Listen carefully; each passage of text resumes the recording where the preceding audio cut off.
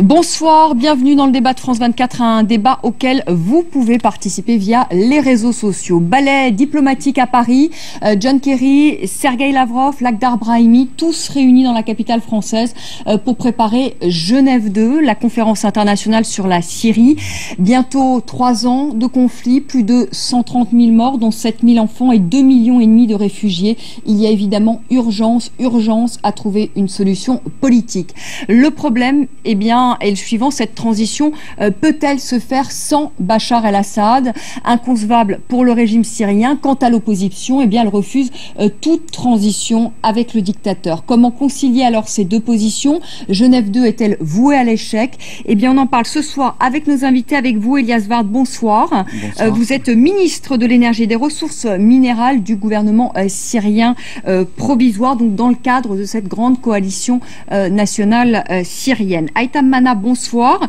Vous êtes président du Comité national pour le changement démocratique à l'étranger. Je rappelle à nos téléspectateurs qui vous connaissent bien désormais que vous n'êtes pas membre du CNS, de la coalition nationale syrienne. Amar Rabo, bonsoir. Vous êtes journaliste syrien, vous êtes photographe et vous étiez tout dernièrement en Syrie, c'était en juillet dernier où vous étiez précisément à Alep.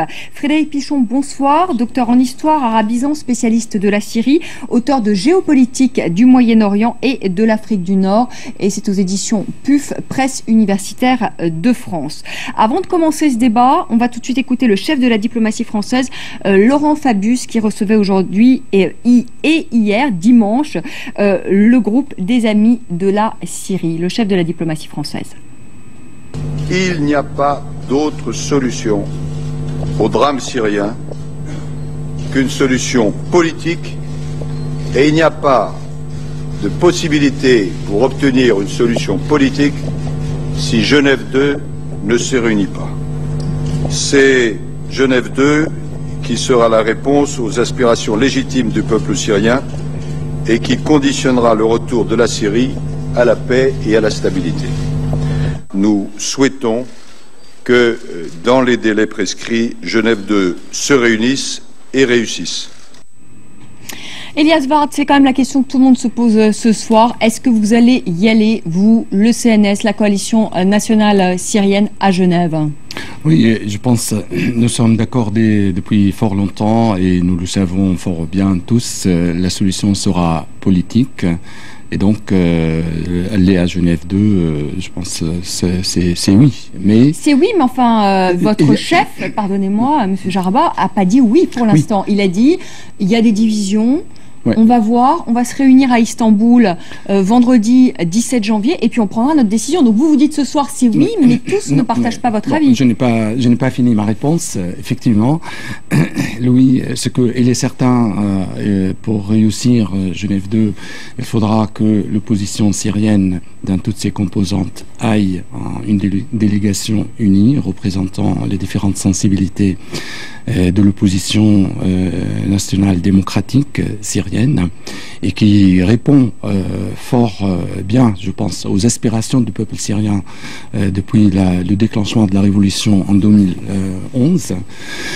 Donc c'est à cela qu'il faudra s'atteler durant les jours qui viennent.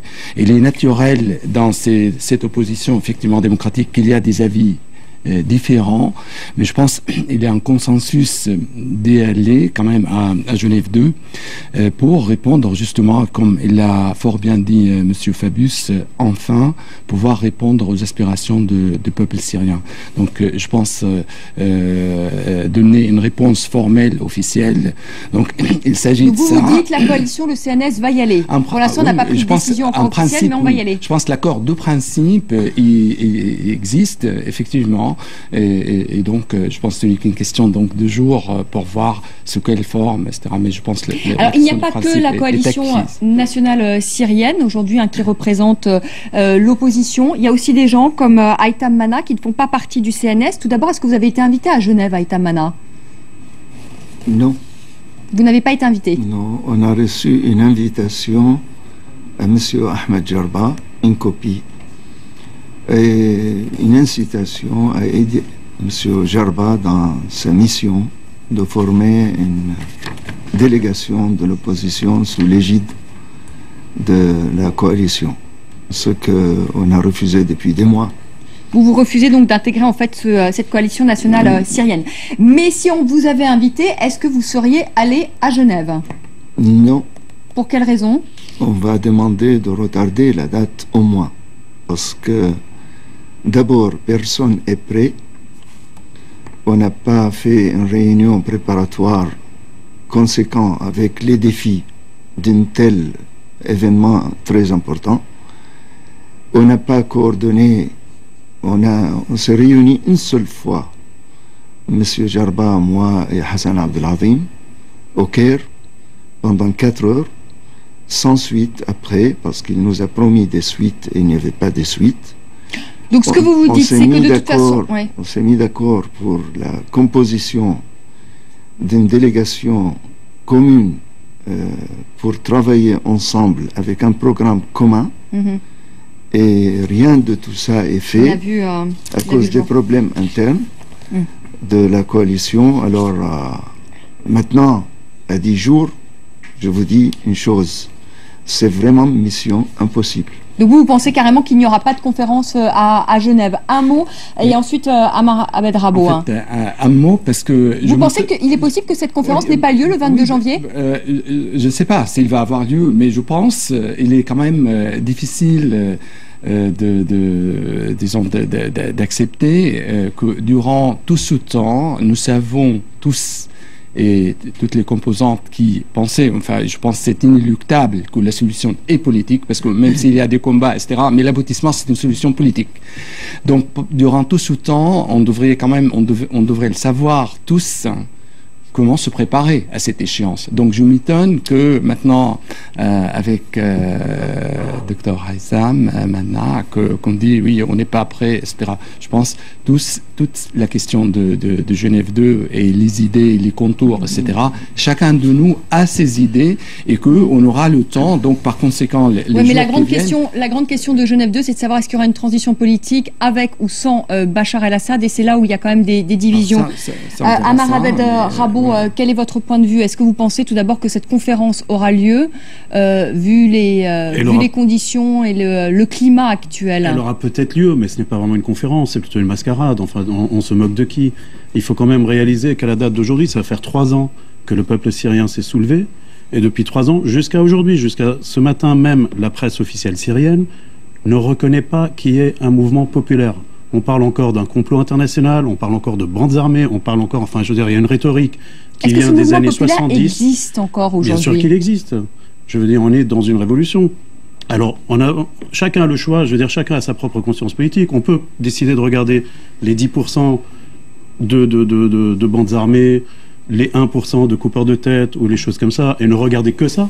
Mais derrière tout ça, il y a quand même un peuple qui s'est soulevé. Et il y a, ne serait-ce que dans la ville d'Alep, où j'étais, comme vous le dites, il n'y a pas longtemps, à Alep, il y a toute une organisation, il y a des municipalités, il y a des hôpitaux qu'on essaye d'installer malgré les bombardements du régime. Je veux dire, quand vous vous asseyez à une table avec quelqu'un, il faut que quelqu'un vous reconnaisse. Il faut qu'il écoute ce que vous dites. Jusqu'à aujourd'hui, il n'y a aucun signe de bonne volonté. Je veux dire, on pourrait libérer les prisonniers politiques. Monsieur Manin a un de ses amis, Monsieur Abdelaziz Khair, qui a été arrêté il y a de longs mois déjà. Il pourrait être libéré demain. Je veux dire, c'est pas quelqu'un qui représente un danger. C'est pas un terroriste. Il y en a des centaines comme ça. Il y a des centaines, voire des dizaines de milliers de personnalités qui ont été arrêtées. Est-ce que demain, avant Genève 2, est-ce qu'on peut aller libérer? Est-ce qu'on peut lever le blocus des zones qui sont affamées? Je veux dire, ce sont des choses qui sont très simples. Ça peut se faire très très vite. Tant qu'on n'a pas ces signes de bonne volonté, je pense qu'aller à Genève, c'est une mascarade. Je vous rappelle quand même, excusez-moi de prendre un petit peu plus de temps, qu'avant Genève 2, il y a eu Genève 1, qu'avant Genève 1, il y a eu le plan Lakhdar Ibrahimi, il y a eu le plan Ban Ki-moon. À chaque fois, on a voulu croire que le régime syrien avait envie d'en finir, de discuter et d'appliquer les choses sur lesquelles il s'est engagé. On n'a jamais rien vu. Donc...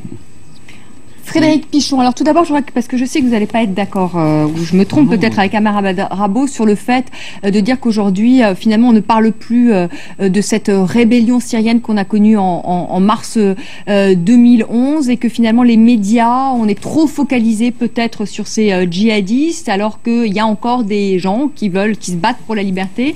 Est-ce que vous êtes d'accord avec ça ? Non, mais ça, je ne vais pas le contester. Je pense que c'est plutôt un retour de bâton. Je pense que jusqu'à l'été 2012, on a davantage mis l'accent sur les révolutionnaires, l'aspect révolutionnaire et les manifestations, et on a quand même soigneusement gommé l'influence de plus en plus massive qui était des Slaves. En fait, des Slaves dès les débuts du conflit, des djihadistes, tout simplement parce que leurs bailleurs de fonds, qui sont par ailleurs, paraît-il, les amis de la Syrie, ont encouragé aussi cela. Ouais. Donc c'est un petit peu... Bon, je veux bien que Assad soit plus à l'aise, effectivement, contre des djihadistes, évidemment, mais enfin, faire porter... Oui, mais qui les finance? C'est pas Assad qui finance le IL. Si vous savez qui les finance, je vous remercie. Tout le monde le sait. J'étais la semaine dernière avec une de vos collègues du CNS qui l'a très bien dit, qui l'a dit officiellement. Le problème, c'est le fundraising des puissances du Golfe. Mais pour en revenir à la conférence, vous avez tout à fait raison.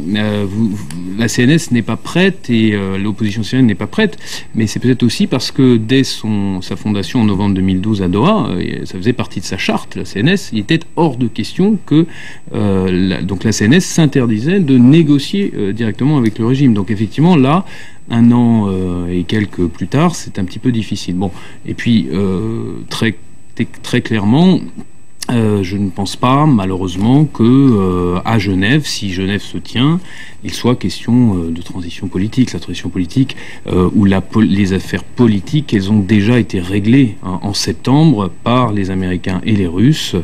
En gros, les États-Unis sont résignés à un maintien d'Assad.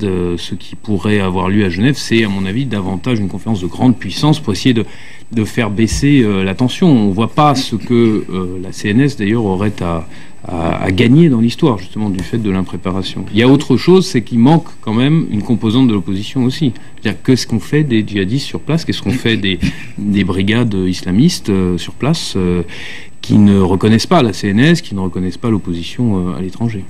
Elias Vard, vous voulez peut-être répondre à Frédéric Pichon? Mais je pense la question sur les groupes djihadistes, etc. On sait que la révolution syrienne, et on a des preuves même des dires de Bachar al-Assad tous les premiers mois, et on a vu à travers toute la Syrie, pas uniquement une ville ou un département, c'était une révolution vraiment pour la dignité, pour la liberté, pour la fraternité entre toutes les composantes du peuple syrien.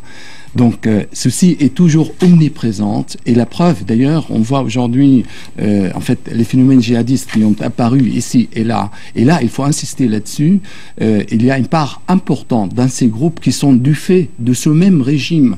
On a vu là actuellement avec une part quand même, on peut parler d'un quand même début au moins de déroute pour le groupe le plus extrémiste de Daesh, qui est l'État en Irak, l'État islamique. On a attrapé plusieurs responsables officiers, etc., qui portent sur leur propre corps l'image de Bachar al-Assad avec le slogan bien connu: on sacrifie notre vie, notre sang pour vous, Bachar al-Assad.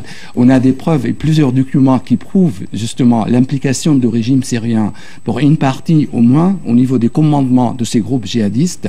Rare il y a eu, ou pratiquement jamais, de bombardements directs sur ces groupes djihadistes. Alors que ces mêmes groupes ont fait des dégâts. Ce que vous dire, c'est que ces groupes djihadistes jouent double jeu finalement. Vous êtes d'accord avec ça? C'est pas qu'ils jouent eux-mêmes, mais c'est le régime qui, en partie, les instrumentalise. Il y a une véritable alliance objective aujourd'hui. La question, c'est de savoir qui les finance. Pour marquer la révolution syrienne de cette marque. Mais Frédéric Pichon pose une question très intéressante. C'est qui finance ces groupes-là? On dit que c'est l'Arabie Saoudite, on dit que c'est le Qatar, et ces pays-là font partie des groupes des amis de la Syrie. Est-ce que ça vous pose pas un problème? Moi, je pense qu'il n'y a Tout d'abord, est-ce que ces groupes sont financés par l'Arabie Saoudite et le Qatar? Je ne crois pas que le Qatar et l'Arabie Saoudite, en tant que gouvernement, financent ces groupes.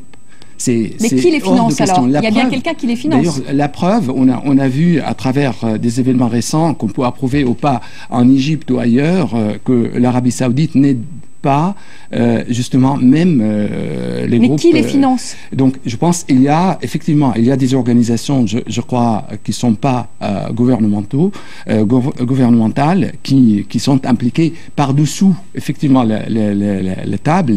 Peut-être, ici et là, peut-être ça peut être dans le Golfe ou ailleurs, mais je ne peux pas croire une seconde quand même que cet argent puisse arriver à ces groupes à travers les frontières avec des armes et des munitions de toutes sortes, et que aussi au niveau international, que les gouvernements n'en savent rien. Oui, mais quand même, à ce point, alors qu'on a privé l'armée syrienne libre, attachée justement à l'opposition démocratique, de toute aide. Donc il y a là un problème, effectivement, et ça c'est une question qui se pose à nos amis, et dans les amis du peuple syrien. Amar Abed-Rabot. Là, j'avoue que c'est la prouesse des gens qui soutiennent Bachar el-Assad. C'est extraordinaire, parce que là, ça va faire 10 minutes que nous parlons des djihadistes, alors que les djihadistes, c'est pas eux qui pourrissent le quotidien des Syriens. Et ils le font, et les Syriens les chassent. Mais je veux dire, les barils qui tombent par hélicoptère et qui ont tué peut-être plus de 1000 personnes dans les 10 derniers jours, dans l'indifférence la plus totale. Je veux dire, vous n'avez pas vu de titres extraordinaires dans la presse internationale sur ces gens-là. Les campagnes, comme je vous dis, de blocus et où on affame des populations entières, on n'en parle plus. Et là, on vient nous dire, mais qui finance les djihadistes? C'est le Qatar, c'est l'Arabie Saoudite. On sait très bien que l'Arabie Saoudite, c'est l'une des premières victimes d'Al-Qaïda. Ce n'est pas l'Arabie Saoudite qui soutient Al-Qaïda. Pour prendre la défense, par exemple, de Frédéric... Je ne suis pas là pour défendre le régime syrien.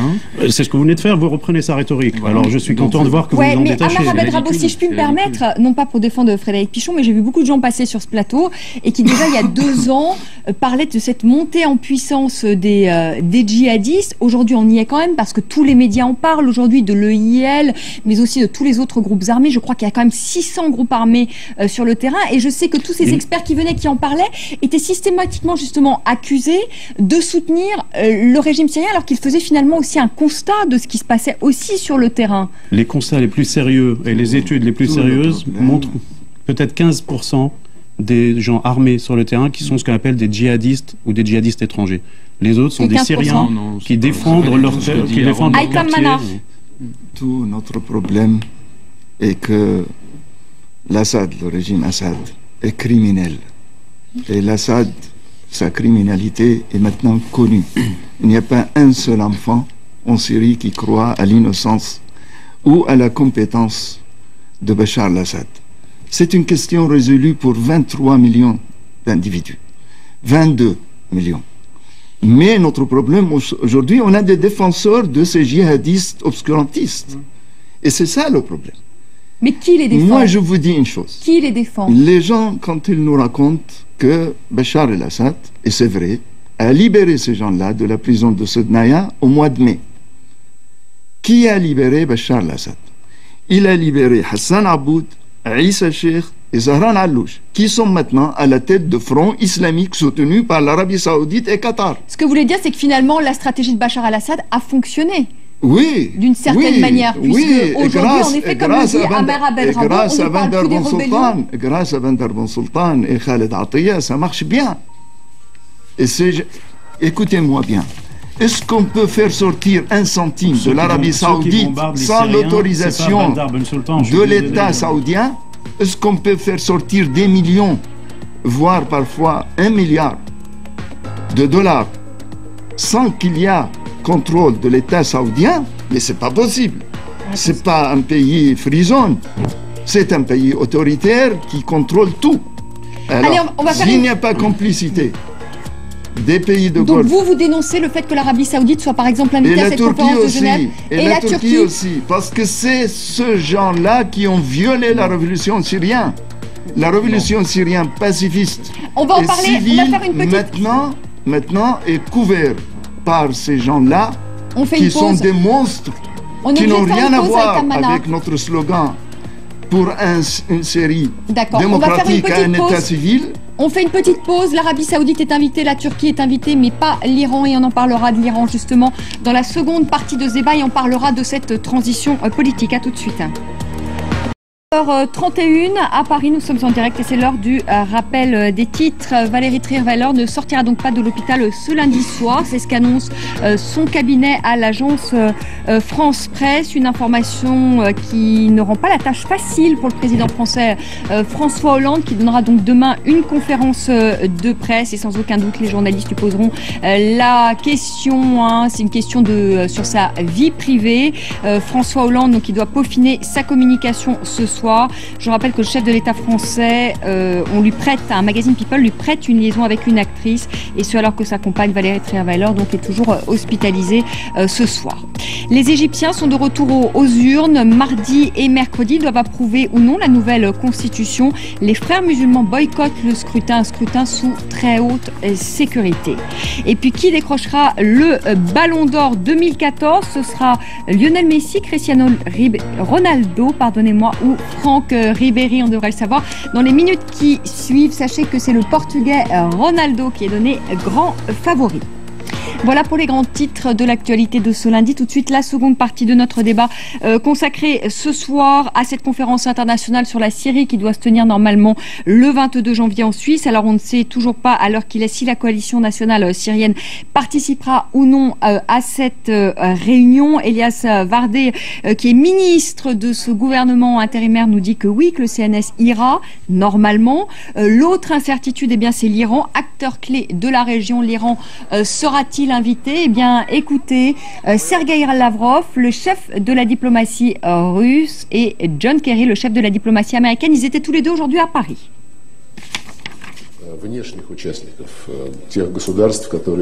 Une chose importante également, c'est la participation d'autres pays. Et en ce sens, il me semble très important que l'Iran et l'Arabie Saoudite participent. Et nous espérons que le secrétaire général qui envoie les invitations pour cette conférence les enverra à tous ceux dont dépend la situation.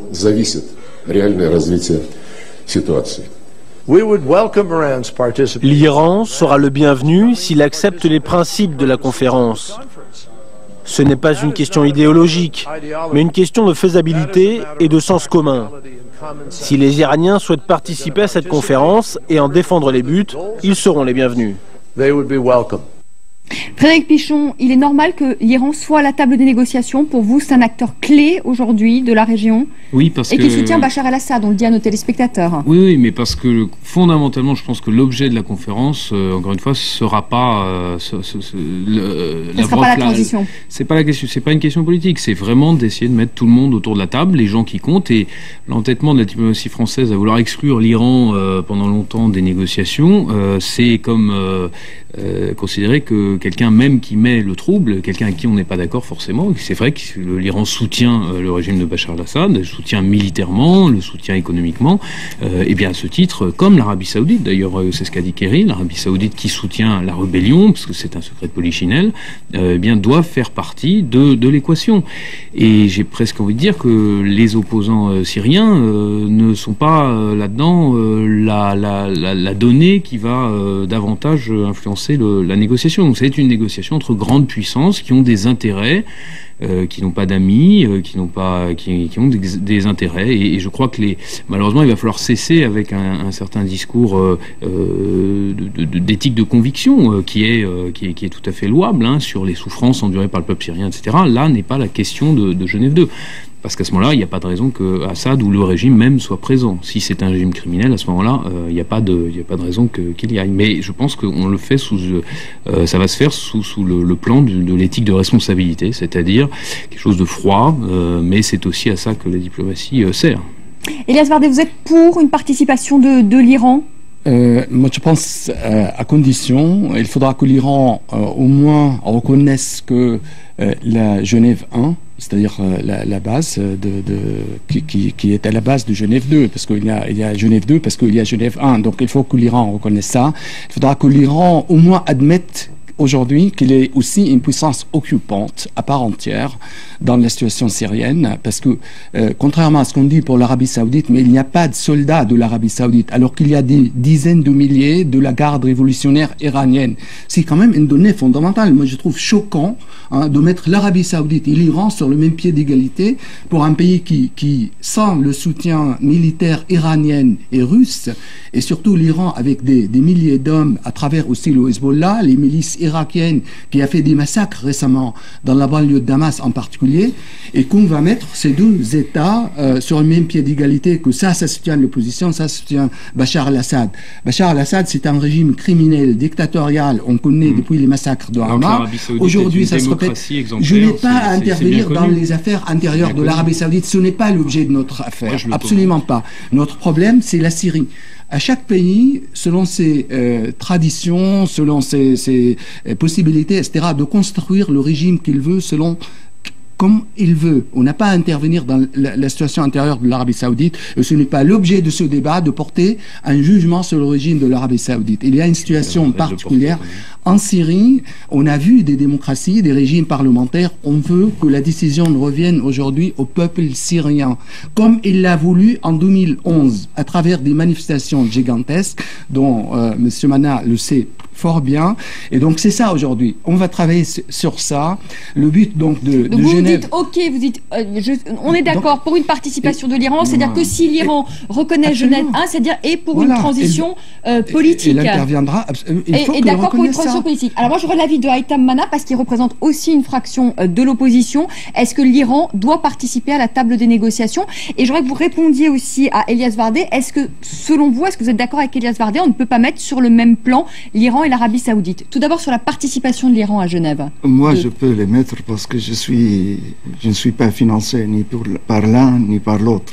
Et le gouvernement provisoire est financé par l'Arabie Saoudite. C'est faux. Vous êtes financé par l'Arabie Saoudite. Vous répondez à cette accusation. Alors, c'est normal. Non, c'est normal. C'est public. C'est public. Non, c'est pas public.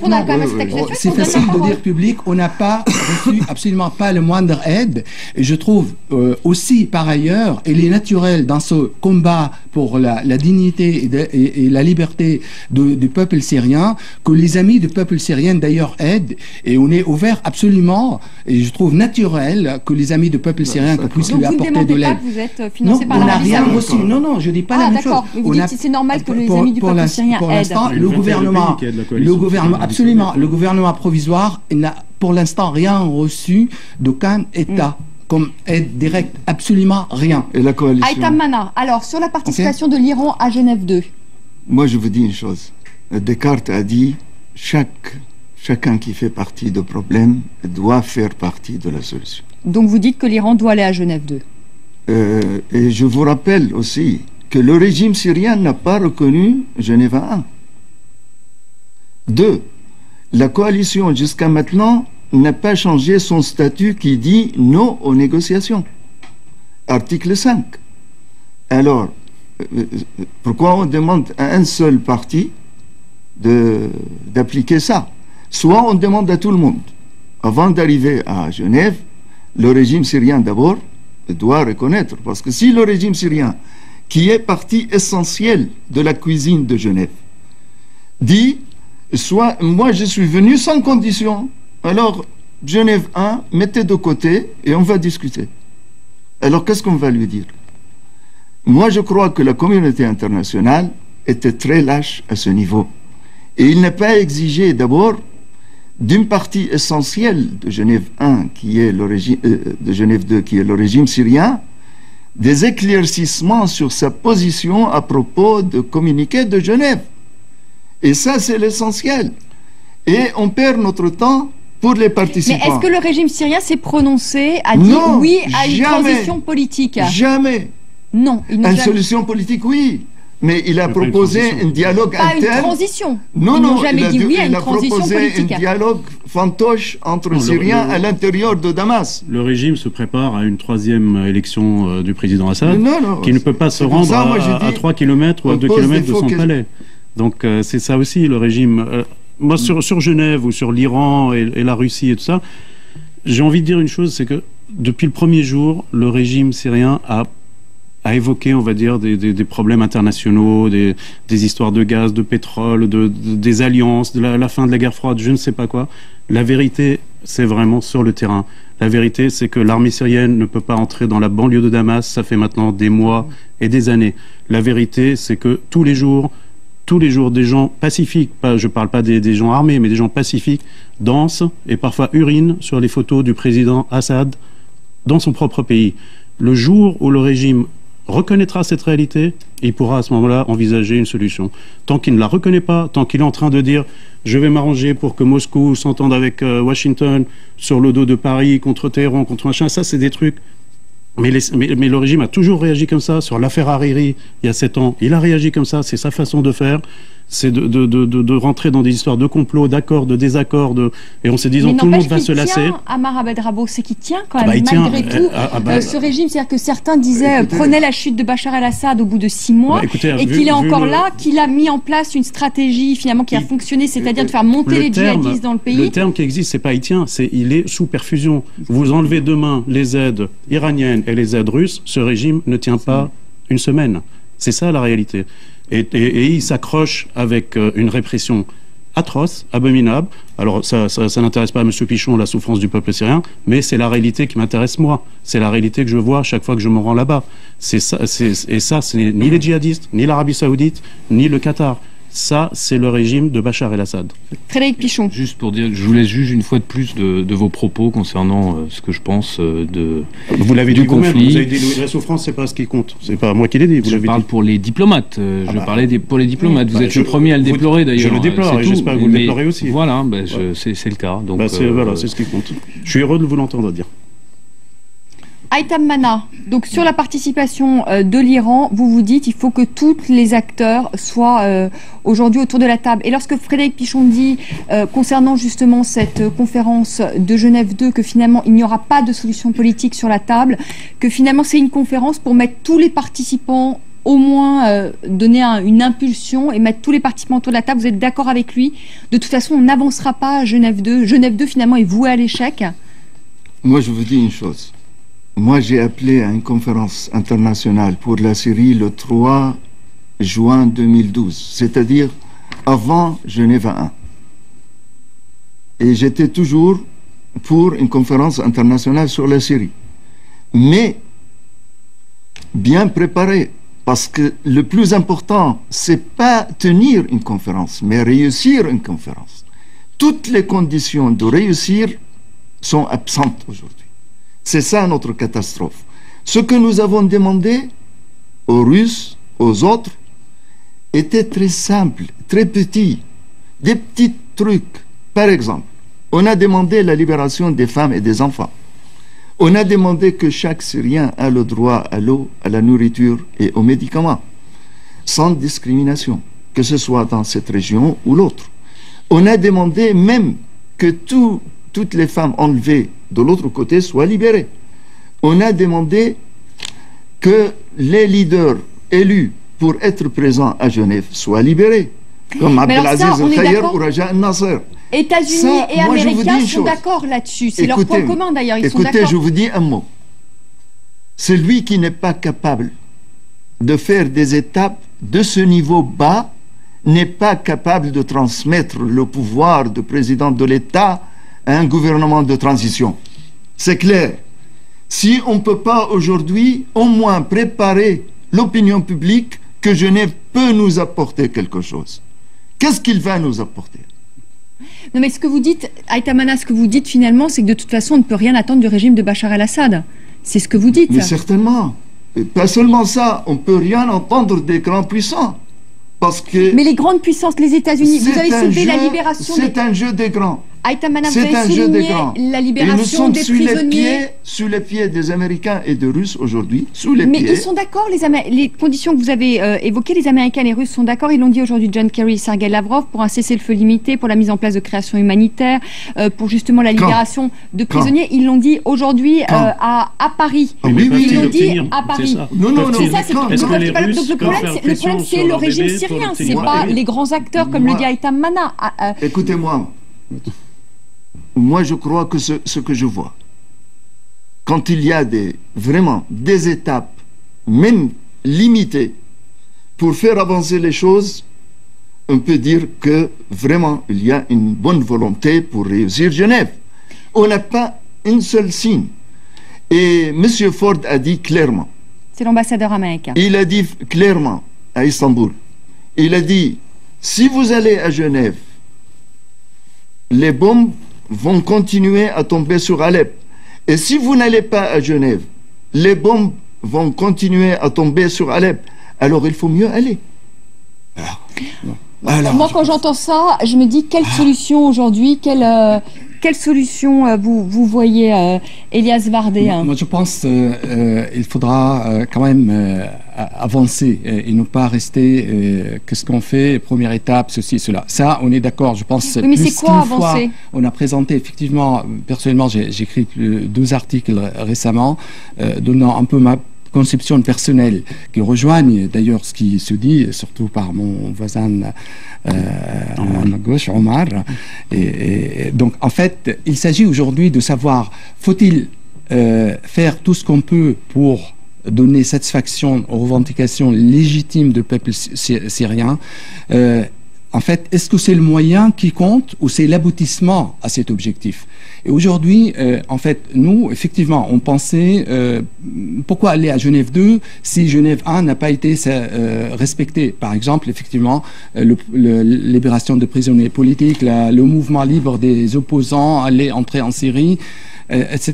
Il y a un certain nombre, je veux dire, de mesures immédiate, évidente, pour donner un sérieux, effectivement, surtout à ce qu'on sait de ce régime, toujours manœuvre, etc.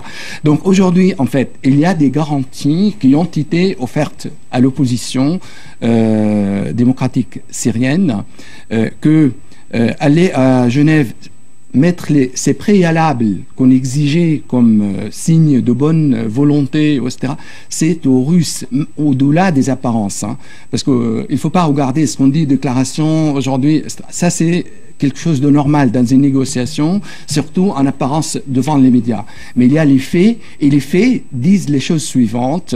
Les garanties données, c'est que à travers les négociations sans préalable aujourd'hui, toutes les conditions de l'opposition démocratique syrienne, à savoir justement la libération des prisonniers, etc., se fait très rapidement sur un calendrier limité et que les négociations de Genève elles-mêmes ne doivent pas être indéterminées. Il y aura un agenda et c'est sur cette base, donc, on fera un peu de bonne volonté pour arriver à Genève, mais aussi il y a ces garanties offertes et sur lesquelles donc on se base en fait éventuellement pour aller à Genève. C'est un point. Et l'autre point que je voudrais aussi ajouter pour Haïssam maintenant, c'est que c'est très important pour le gouvernement provisoire syrien.